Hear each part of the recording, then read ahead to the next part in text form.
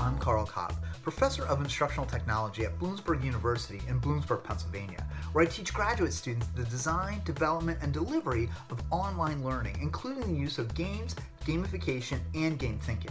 I also own a global consulting firm called the Wisdom Learning Group, LLC, where I travel around the world helping organizations and individuals understand games, gamification, and game thinking for learning. In fact, I just got back from a really great conference in Brazil where I talked about gamification and met a lot of really great people working in that area. I help organizations and individuals, my graduate students and my clients, understand the convergence of learning, technology, and business with a focus on engagement and interactivity through games, gamification, and the application of game thinking to solving learning design problems. Well, one of the pains that I specifically try to alleviate in organizations is that of learner engagement. I try to look at poor design of online and face-to-face learning and reconfigure that and get rid of the ineffective learning and make an effective, immersive learning design.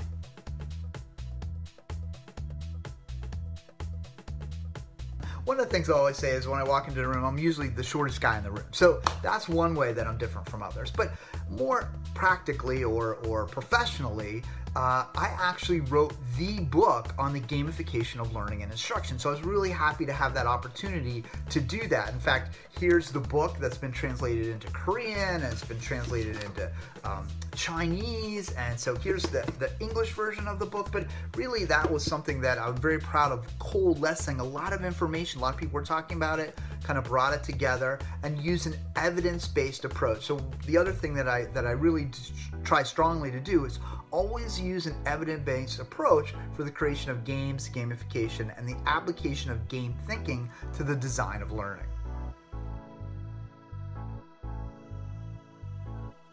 I use Facebook, and I use Pinterest, and I use Twitter, so kind of use the whole ecosystem. But if I had to choose a favorite, it would be LinkedIn.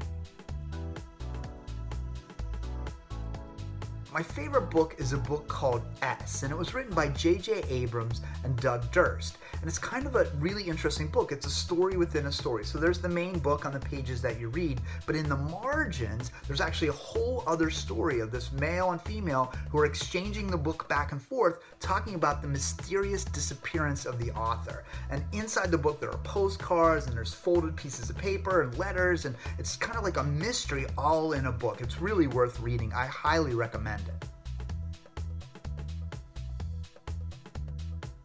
I'm not sure if this is my favorite joke, but it's one I use a lot. So the factory of the future will only have two employees, a person and a dog.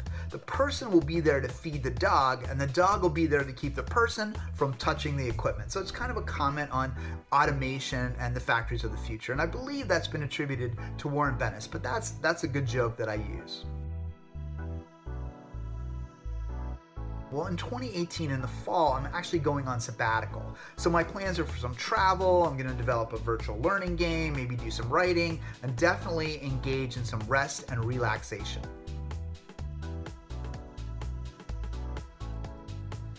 My favorite quote, I read this quote a number of years ago in a book by Tom Peters, and the quote's actually by Mario Andretti, who's the famous race car driver. And Mario says, if things seem under control, you're just not going fast enough. And I think that's a great quote, because it really talks about how we have this feeling that we have to be in control, but sometimes we can't be in control. And if we really want to do a good job and groundbreaking work, we really have to be at the edge of where control really is. So I think that's a great quote, and I really enjoy that quote.